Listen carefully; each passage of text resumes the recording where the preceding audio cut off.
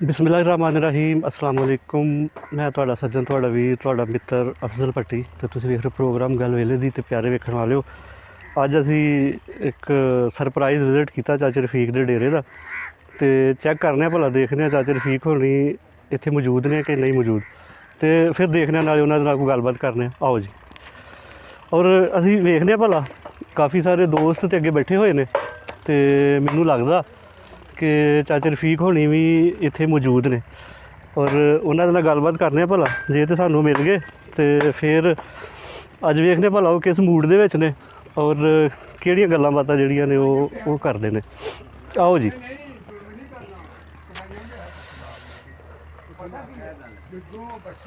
ਤੇ ਪਿਆਰੇ ਵੇਖਣ ਵਾਲੇ ਜੀ, ਚਾਚੇ ਰਫੀਕ ਹੋਣੀ ਇੱਥੇ ਹੀ ਨੇ ਜੀ। ਤੇ ਦੇਖਦੇ ਅੱਜ। अस्सलाम वालेकुम जी। ਕੀ ਹਾਲ ਹੈ ਜੀ ਚਾਚਾ ਜੀ? ਠੀਕ ਹੋ? अस्सलाम वालेकुम जी। ਠੀਕ ਹੋ ਜੀ? ਮੈਂ ਤੇ ਉਹ ਲੰਘਦਿਆਂ ਮੈਂ ਕਿਹਾ ਭਲਾ ਵੇਖੀਏ, ਕੋਸ਼ਿਸ਼ ਕਰੀਏ ਜੇ ਅੱਜ ਚਾਚੇ ਹੋਣੀ ਇੱਥੇ ਮਿਲ ਪੈਣ ਤੇ ਉਹਨਾਂ ਦੀ ਮੌਜੂਦਗੀ ਦਾ अस्सलाम वालेकुम ਕੋਈ ਜਿਹੜਾ ਨਾ ਉਹ ਫਾਇਦਾ ਚੁੱਕੀਏ। ਹਾਂਜੀ। ਤੇ ਸੁਣਾਓ ਜੀ, ਕੀ ਹਾਲ ਚਾਲ ਨੇ? ਹਾਂਜੀ, ਵਾਹਵਾ ਦਿਨਾਂ ਦੇ ਬਾਅਦ ਅੱਜ ਤੁਸੀਂ ਸਾਡੇ ਕਾਬੂ ਆਏ ਹੋ। ਹਾਂ, ਤੇ ਤੁਸੀਂ ਵੀ ਵਾਹਵਾ ਦੇਰ ਬਾਅਦ ਹੀ ਆਏ ਹੋ, ਕੋਈ 3 ਕੁ ਮਹੀਨਿਆਂ ਬਾਅਦ। ਤੇ ਮੇਰਾ ਖਿਆਲ ਹੈ ਤੁਹਾਨੂੰ ਬਹਿਣ ਦਾ ਤੇ ਬਾਅਦ ਚ ਕਵਾਂਗੇ। ਅੱਛਾ। ਉਹ ਜਿਹੜੀ ਚੀਜ਼ ਉਦੋਂ ਮੈਂ ਤੁਹਾਨੂੰ ਵਿਖਾਈ ਸੀ ਇੱਕ ਅੰਦਰਾਂ ਦੇ ਵਿੱਚ ਪਈ। ਅੱਛਾ। ਤੇ ਉਹ ਤੁਸੀਂ ਜ਼ਰਾ ਕੁ ਝਾਤੀ ਮਾਰ ਲਓ ਹਾਂ ਤੇ ਫਿਰ ਆਣ ਕੇ ਉਹ ਨਾਜ਼ਰੀਨ, ਮੈਂ ਥੋੜ੍ਹਾ ਤੁਹਾਨੂੰ ਯਾਦ ਕਰਾਉਂਦਾ ਜਾਵਾਂ ਕਿ ਕੋਈ 3 ਮਹੀਨੇ ਪਹਿਲੇ ਅਸੀਂ ਨਾ ਇੱਥੇ ਚੱਕਰ ਲਾਇਆ ਤੇ ਅਸੀਂ ਚਾਚੇ ਹੋਣਾ ਨੂੰ ਮਿਲਣ ਵਾਸਤੇ ਆਏ ਤੇ ਚਾਚੇ ਹੋਣੀ ਸਾਡੇ ਨਾਲ ਨਾਰਾਜ਼ ਹੋ ਗਏ। ਨਾਰਾਜ਼ਗੀ ਉਹਨਾਂ ਦੀ ਕੋਈ ਸਾਡੇ ਨਾਲ ਜ਼ਾਤੀ ਨਹੀਂ ਸੀ ਹੈਗੀ, ਨਾਰਾਜ਼ਗੀ ਉਹਨਾਂ ਦੀ ਇੱਕ ਕਿਸਾਨ ਹੋਣ ਦੇ ਨਾਤੇ ਦੇ ਨਾਲ ਸਾਡੀ ਗੌਰਮੈਂਟ ਕੋਲੋਂ ਸੀ ਅਸਲ ਦੇ ਵਿੱਚ। ਤੇ ਉਹਨਾਂ ਨੇ ਗੁੱਸਾ ਸਾਡੇ 'ਤੇ ਕੱਢਿਆ ਤੇ ਅੱਜ ਵੀ 3 ਮਹੀਨਿਆਂ ਦੇ ਬਾਅਦ ਵੀ ਅੱਜ ਵੀ ਅਸੀਂ ਉਸੇ ਜਗ੍ਹਾ 'ਤੇ ਖੜ੍ਹੇ ਹਾਂ। ਤੇ ਚਾਚੇ ਹੋਣਾ ਨੇ ਕਿਹਾ ਜੀ ਕਿ ਗੱਲਬਾਤ ਜਿਹੜੀ ਆ ਉਹ ਬਾਅਦ 'ਚ ਤੁਹਾਡੀ ਸੁਣਾਂਗੇ, ਕਰਾਂਗੇ, ਪਹਿਲੇ ਜਾ ਕੇ ਵੇਖੋ। ਆਓ ਭਲਾ ਦਿਖਾਉਂਦੇ ਹੈਗੇ ਜੀ। ਆਓ ਜੀ ਜ਼ਰਾ। ਕੋਈ ਲਾਈਟ ਹੈ ਵਾ ਕਿ ਨਹੀਂ ਜੀ? ਜੇ ਕੈਮਰਾ ਦਿਖਾ ਸਕੇ ਤੇ ਮੇਰਾ ਖਿਆਲ ਆ ਲਾਈਟ ਹੈ ਵਾ। ਤੇ ਇਹ ਜ਼ਰਾ ਇੱਧਰ ਵਿਖਾਓ ਜੀ ਜ਼ਰਾ। ਇਹ ਸਾਹਮਣੇ ਇਹ ਕਣਕ ਦੀਆਂ ਬੋਰੀਆਂ ਲੱਗੀਆਂ ਹੋਈਆਂ। ਓਏ ਹੋਏ ਹੋਏ ਹੋਏ, ਇਹ ਵੇਖੋ ਜੀ ਜ਼ਰਾ। ਇਹ ਅੱਛਾ, ਮੈਂ ਆਪਣੇ ਵੇਖਣ ਵਾਲਿਆਂ ਨੂੰ, ਆਪਣੇ ਜਿਹੜੇ ਸਾਡੇ ਨਾਜ਼ਰੀਨ ਨੇ ਨਾ, ਮੈਂ ਉਹਨਾਂ ਨੂੰ ਇੱਧਰ ਥੋੜ੍ਹਾ ਦੱਸਦਾ ਜਾਵਾਂ ਕਿ ਅਸੀਂ ਪਿੰਡਾਂ ਦੇ ਵਿੱਚ ਨਾ ਇਹਨਾਂ ਨੂੰ ਕਹਿੰਦੇ ਹਾਂ ਤੂੜੀ ਵਾਲੇ ਢਾਰੇ। ਅੱਛਾ, ਇਹ ਤੂੜੀ ਵਾਲੇ ਢਾਰੇ ਉਹ ਹੁੰਦੇ ਨੇ ਕਿ ਜਿੱਥੇ ਜਦੋਂ ਕਿਸਾਨ ਸਾਡਾ ਕਣਕ ਵੱਢ ਕੇ ਤੇ ਕਣਕ ਜਿਹੜੀ ਆ ਉਹ ਮੰਡੀ ਲੈ ਜਾਂਦਾ ਵਾ ਜਾਂ ਉਹ ਆਪਣੇ ਘਰ ਲੈ ਜਾਂਦਾ ਤੇ ਇੱਥੇ ਤੂੜੀ ਲਾਉਂਦੇ ਨੇ ਜਿਹੜੀ ਜਾਨਵਰਾਂ ਨੂੰ ਪਾਈ ਦੀ ਆ। ਤੇ ਵੇਲਾ ਇਹ ਆ ਗਿਆ ਵਾ ਕਿ ਜਿਹੜੇ ਢਾਰੇ ਦੇ ਵਿੱਚ ਕਦੀ ਸਾਡਾ ਕਿਸਾਨ ਤੂੜੀ ਲਾਉਂਦਾ ਹੁੰਦਾ ਸੀ, ਅੱਜ ਉੱਥੇ ਕਣਕ ਦੇ ਤੋੜੇ ਪਏ ਹੋਏ ਨੇ, ਕਣਕ ਦੇ ਬੋਰੇ ਪਏ ਹੋਏ ਨੇ। ਤੇ ਚਲੋ ਬਾਹਰ ਚਲੋ ਜ਼ਰਾ ਤੇ ਜਾ ਕੇ ਚਾਚੇ ਹੋਣਾ ਦੇ ਨਾਲ ਗੱਲ ਵੀ ਕਰਨੇ ਆ ਇਸੇ ਮੌਜੂ ਦੇ ਉੱਤੇ ਕਿ ਇਹ ਕੀ ਮਾਮਲੇ ਨੇ। ਇਹ ਆਖਰ ਇੱਥੋਂ ਤੱਕ ਨੌਬਤ ਕਿਸ ਤਰ੍ਹਾਂ ਆਈ ਕਿ ਜਿੰਨਾ ਢਾਰਿਆਂ ਦੇ ਵਿੱਚ ਅਸੀਂ ਤੂੜੀ ਲਾਉਂਦੇ ਸੀ। ਇਹ ਜ਼ਰਾ ਇੱਧਰ ਵੀ ਵਿਖਾਇਓ ਜੀ। ਸਾਡਾ ਕਿਸਾਨ ਜਿੰਨਾ ਢਾਰਿਆਂ 'ਚ ਤੂੜੀ ਲਾਉਂਦਾ ਸੀ, ਅੱਜ ਉਹਨਾਂ ਢਾਰਿਆਂ ਦੇ ਵਿੱਚ ਕਣਕਾਂ ਪਈਆਂ ਹੋਈਆਂ ਨੇ। ਤੇ ਇਹ ਜਿਹੜੀਆਂ ਕਣਕਾਂ ਨੇ, ਜਿੱਥੇ ਤੂੜੀ ਹੋਣੀ ਚਾਹੀਦੀ ਸੀ ਉੱਥੇ ਇਹ ਕਣਕ ਦਾ ਪਿਆ ਹੋਣਾ, ਇਹ ਮੇਰਾ ਖਿਆਲ ਹੈ ਕਿ ਸਾਡੀ ਹਕੂਮਤ ਦਾ, ਸਾਡੇ ਅਦਾਰਿਆਂ ਦਾ, ਸਾਡੇ ਮਹਿਕਮਿਆਂ ਦਾ ਜਿਹੜਾ ਉਹਨਾਂ ਦੀ ਕਾਰਕਰਦਗੀ ਆ ਨਾ, ਉਹਦਾ ਇਹ ਮੂੰਹ ਬੋਲਦਾ ਸਬੂਤ ਆ। ਤੇ ਬਾਕੀ ਜਿਹੜੀ ਆ ਇਸ ਹਵਾਲੇ ਦੇ ਨਾਲ ਗੱਲਬਾਤ ਜਿਹੜੀ ਆ ਉਹ ਚਾਚੇ ਹੋਣਾ ਦੇ ਨਾਲ ਕਰਨੇ ਆ ਤੇ ਇਹਦਾ ਉਹੀ ਜਵਾਬ ਦੇਣਗੇ ਜੀ। ਚਾਚਾ ਜੀ, ਅਸੀਂ ਉਹ ਕਣਕ ਵੀ ਵੇਖ ਲਈ ਆ ਔਰ ਵਾਕਈ ਇਸੇ ਤਰ੍ਹਾਂ ਕਿ ਅੱਜ ਤੋਂ 3 ਮਹੀਨੇ ਪਹਿਲੇ ਵੀ ਇਸੇ ਤਰ੍ਹਾਂ ਹੀ ਲੱਗੀ ਹੋਈ ਸੀ ਤੇ ਅੱਜ ਵੀ ਇੱਥੇ ਲੱਗੀ ਹੋਈ ਆ। ਤੇ ਇਹਦਾ ਜਰਾ ਥੋੜ੍ਹਾ ਸਾਰਾ ਹੁਣ ਅਗਲਾ ਜਿਹੜਾ ਜਵਾਬ ਆ ਉਹ ਸਾਡੇ ਵੇਖਣ ਵਾਲਿਆਂ ਨੂੰ ਤੁਸੀਂ ਦੇਵੋ ਜੀ। ਜ਼ਰੂਰ, ਇਨਸ਼ਾਅੱਲਾ ਜ਼ਰੂਰ। ਗੱਲ ਹੈ ਇਸ ਤਰ੍ਹਾਂ ਭੱਟੀ ਸਾਹਿਬ ਕਿ ਕਣਕ ਛਣਕ ਤੇ ਤੁਹਾਂ ਵੇਖ ਲਈ, ਸਾਰਾ ਮਾਮਲਾ ਤਾਂ ਜਿਹੜਾ ਤੁਹਾਂ ਵੇਖ ਲਿਆ। ਤੇ ਇਹਦੇ ਵਿੱਚ ਅਸੀਂ ਗੌਰਮੈਂਟ ਨਾਲ ਤੇ ਕੋਈ ਗੱਲ ਕਰਨ ਨੂੰ ਗਏ ਕਿਉਂਕਿ ਗੌਰਮੈਂਟ ਕਿਹੜੀ ਸਾਡੀ ਸੁਣਦੀ ਹੈ। ਉਂਝ ਇਹਦੇ ਵਿੱਚ ਮੈਂ ਆਪਣੇ ਭਰਾਵਾਂ ਨੂੰ ਇੱਕ ਮਸ਼ਵਰਾ ਦੇ ਸਕਦਾ। ਜਿਹੜੇ ਮੇਰੀ ਜੱਟ ਬਰਾਦਰੀ ਹੈ ਨਾ, ਉਹਨਾਂ ਨੂੰ ਮੈਂ ਮਸ਼ਵਰਾ ਦੇ ਸਕਣਾ। ਅਗਰ ਉਹ ਮੇਰਾ ਮਸ਼ਵਰਾ ਮੰਨ ਲੈਣ ਤੇ ਉਹ ਬੜਾ ਜਿਹੜਾ ਇੱਕ ਆਪਣੇ ਆਈਡੀਏ ਨਾਲ ਮੈਂ ਤੇ ਦੇਣਾ ਨਾ ਜੀ। ਠੀਕ ਹੈ। ਜਿਹੜੇ ਬੰਦੇ ਨੂੰ ਉਹ ਮਾਫਕ ਆਉਂਦਾ ਹੈ ਤੇ ਉਹ ਹੈ ਬਿਹਤਰ। ਅੱਛਾ ਜੀ। ਹੈ ਬਿਹਤਰ। ਸਾਨੂੰ ਇਸ ਟਾਈਮ ਭੱਟੀ ਸਾਹਿਬ ਜਿਹੜੀ ਸਭ ਤੋਂ ਜ਼ਰੂਰਤ ਹੈ ਨਾ ਜ਼ਿਮੀਂਦਾਰ ਨੂੰ, ਜੱਟ ਨੂੰ, ਉਹ ਇਹ ਹੈ ਕਿ ਆਪਣਾ ਪੱਠਾ ਮਹਿਫੂਜ਼ ਕਰੇ। ਅੱਛਾ ਜੀ। ਆਪਣੀ ਤੂੜੀ ਨੂੰ ਜ਼ਾਇਆ ਨਾ ਕਰੇ। ਤੰਗ ਹੋ ਲੈ, ਜੋ ਮਰਜ਼ੀ ਕਰ ਲੈ, ਆਪਣੀ ਤੂੜੀ ਨਾ ਜ਼ਾਇਆ ਹੋਣ ਦੇ। ਅੱਛਾ ਜੀ। ਇਹ ਮੈਂ ਤੇ ਕਹਾਂਗਾ ਕਿ ਆ ਜਿਹੜਾ ਅਸੀਂ ਆ ਭੜੋਲਾ ਜਿਹਾ ਨਹੀਂ ਫੇਰਦੇ, ਹਾਂਜੀ, ਇਹ ਜਿਹੜੇ ਜੱਟ ਮੇਰੀ ਗੱਲ ਸੁਣਦੇ ਨੇ ਉਹ ਤੋਬਾ ਹੀ ਕਰ ਲੈਣ ਕਿ ਭੜੋਲਾ ਪੈਲੀ 'ਚ ਵਾੜਨਾ ਹੀ ਨਹੀਂ। ਅੱਛਾ ਜੀ। ਰੈਪਰ ਨਾਲ ਵਢਾਓ, ਬੰਦੇ ਡਾ ਕੇ ਭਰੀਆਂ ਪਾਓ, ਆਪਣੀ ਤੂੜੀ ਮਹਿਫੂਜ਼ ਕਰੋ। ਅੱਛਾ ਜੀ। ਤੂੜੀ ਕਿਉਂ ਮਹਿਫੂਜ਼ ਕਰੋ ਕਿ ਦੌਰ ਆ ਗਿਆ, ਦੌਰ ਬਦਲ ਗਿਆ ਕਿ ਜਿਹੜੀਆਂ ਸਾਡੀਆਂ ਜਿਨਸਾਂ ਹਨ ਨਾ ਉਹਨਾਂ ਦੀ ਤਾਂ ਵੈਲਿਊ ਨਹੀਂ ਰਹੀ।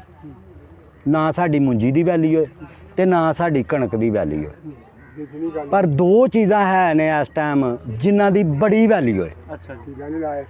ਪਹਿਲਾ ਨੰਬਰ ਤੇ ਦੁੱਧ ਦੀ ਬੜੀ ਵੈਲਿਊ ਹੈ। ਠੀਕ ਹੈ ਜੀ। ਮੈਂ ਤੁਹਾਨੂੰ ਥੋੜਾ ਯਾਦ ਕਰਾਦਾ, ਜਦੋਂ ਤੁਸੀਂ ਆਏ ਹੋ ਨਾ ਅੱਗੇ ਪਹਿਲਾਂ, ਹਾਂਜੀ, ਇਹ ਮੱਝਾਂ ਇੱਥੇ ਨਹੀਂ ਸਨ। ਠੀਕ ਹੈ। ਇਹ ਇੱਧਰ ਵਾਲੀਆਂ ਮੱਝਾਂ ਹੈ ਸਨ, ਇਹ ਮੱਝਾਂ ਨਹੀਂ ਹਨ। ਇਹ 4 ਮੱਝਾਂ ਹੋਣ ਆਈਆਂ ਨੇ। ਅੱਛਾ ਜੀ। ਅਸੀਂ ਦੁੱਧ ਦੇ ਜ਼ੇਨ ਨਾਲ ਆਉਂਦੀਆਂ ਨੇ। ਅੱਛਾ ਜੀ। ਨਾ ਲੈਣ ਸਾਡੀ ਕਣਕ, ਹੂੰ।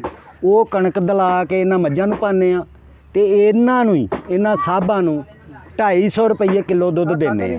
ਠੀਕ ਹੈ। ਇਹਨਾਂ ਦੀ ਤਬੀਅਤ ਸੈੱਟ ਰਹੇ ਦੀ, ਸਾਨੂੰ ਜ਼ਰੂਰਤ ਹੀ ਕੋਈ ਨਹੀਂ, ਅਸੀਂ ਕਣਕ ਵੇਚਦੇ ਹੀ ਨਹੀਂ। ਠੀਕ ਹੋ ਗਿਆ। ਸਹੀ ਹੋ ਗਿਆ ਜੀ। ਅਗਰ ਸਾਡਾ ਜ਼ਿਮੀਂਦਾਰ ਜਿੰਨਾ ਵੀ ਹੈ ਇਹ ਪੱਠੇ ਤੇ ਤਰਜੀਹ ਦੇ, ਪੱਠਾ ਮਹਿਫੂਜ਼ ਕਰ ਲਏ ਆਪਣਾ। ਦੂਸਰਾ ਇੱਕ ਸਾਨੂੰ ਇਸ ਟਾਈਮ ਜਿਹੜਾ ਬੈਨੀਫਿਟ ਮਿਲ ਰਿਹਾ ਹੈ ਮੁਲਕ ਪਾਕਿਸਤਾਨ ਨੂੰ, ਉਹ ਬੜਾ ਤਗੜਾ ਹੈ ਕਿ ਇੱਥੇ ਕੋਈ ਮਿੱਲਾਂ ਫੈਕਟਰੀਆਂ ਬਾਹਰੋਂ ਆਣ ਕੇ ਲੱਗ ਗਈਆਂ ਨੇ ਜਿਹੜੀਆਂ ਸਾਡਾ ਗੋਸ਼ਤ ਖਰੀਦ ਰਹੀਆਂ ਨੇ ਮਾਲ ਦਾ। ਠੀਕ ਹੈ। ਠੀਕ ਹੈ। ਠੀਕ ਹੋ ਗਿਆ। ਅਗਰ ਉਹ ਅਸੀਂ ਮਾਲ ਨੂੰ ਤੇ ਤਾਂ ਹੀ ਪਾਲ ਸਕਨੇ ਆ ਨਾ ਕਿ ਜੇ ਸਾਡੇ ਕੋਲ ਪੱਠਾ ਮਹਿਫੂਜ਼ ਹੈ ਤੇ।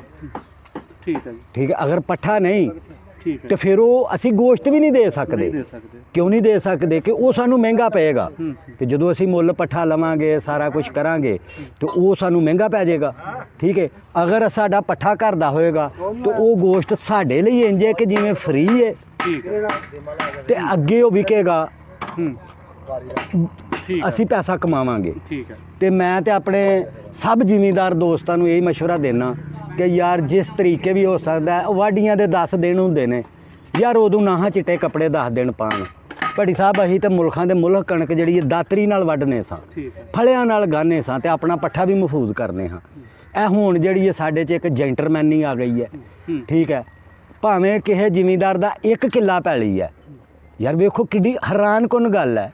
1 ਕਿੱਲਾ ਤੇਰੀ ਕਣਕ ਹੈ ਤੇ ਉਹ ਵੀ ਭੜੋਲਾ ਫਿਰਨ ਡਿਆ। ਯਾਰੇ ਪਾਗਲ ਪੁਣਾ ਨਹੀਂ।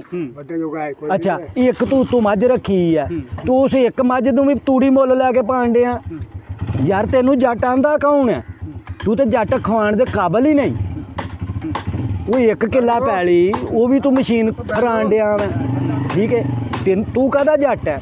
ਤੂੰ ਜੱਟ ਤਾਂ ਮੈਂ ਉਸ ਪੈਲੀ ਨੂੰ ਤੂੰ ਵੱਢ ਕੇ ਆਪਣਾ ਜਿਹੜਾ ਪੱਠਾ ਉਹਨੂੰ ਮਹਿਫੂਜ਼ ਕਰੇ, ਆਪਣੇ ਦਾਣੇ ਨੂੰ ਮਹਿਫੂਜ਼ ਕਰੇ, ਆਪਣੀ ਅਗਲੀ ਆਉਣ ਵਾਲੀ ਜ਼ਿੰਦਗੀ ਨੂੰ ਆਸਾਨ ਕਰੇ। ਸਾਨੂੰ ਕੁਛ ਤੇ ਮਾਰਿਆ ਨਾ ਗੌਰਮੈਂਟਾਂ, ਕੁਛ ਸਾਨੂੰ ਸਾਡੀਆਂ ਕਰਤੂਤਾਂ ਨੇ ਮਾਰਿਆ। ਸਾਡੀਆਂ ਕਰਤੂਤਾਂ ਨੇ ਮਾਰਿਆ। ਹੁਣ ਭੱਟੀ ਸਾਹਿਬ ਸਾਡੇ ਨਾਲ ਖਾਸ ਕਰ ਜੱਟਾਂ ਨਾਲ ਕੀ ਹੋਣ ਡਿਆ ਜੇ, ਇੱਥੇ ਸਾਡੀਆਂ ਏਡੀਆਂ ਆਮਦਨਾਂ ਕੋਈ ਨਹੀਂ ਜੀ। ਉਹ ਭੈਣ ਕਿਸੇ ਦਾ ਪਿੰਡ 'ਚੋਂ ਇੱਕ ਮੁੰਡਾ ਤੁਰ ਜਾਂਦਾ ਬਾਹਰ ਦੇ ਮੁਲਕ, ਉਹ ਪਤਾ ਨਹੀਂ ਕੀ ਕਰਦੇ ਨੇ, ਉਹ ਇੱਕ ਉੱਚਾ ਜਿਹਾ ਕੋਠਾ ਛੱਤਦੇ ਨੇ। ਉਹ ਪਿੰਡੋਂ ਬਾਹਰ ਵਰਨਾ ਪੈਲੀ 'ਚ ਖੱਤੇ 'ਚ ਇੱਕ ਨਾ ਉਹ ਉੱਚਾ ਜਿਹਾ ਮਕਾਨ ਕੋਠੀ ਬਣਾ ਦਿੰਦੇ। ਉਹ ਸਾਰੇ ਪਿੰਡ ਦੀ ਤਵੱਜੋ ਉਹ ਪਾਸੇ ਹੋ ਜਾਂਦੀ।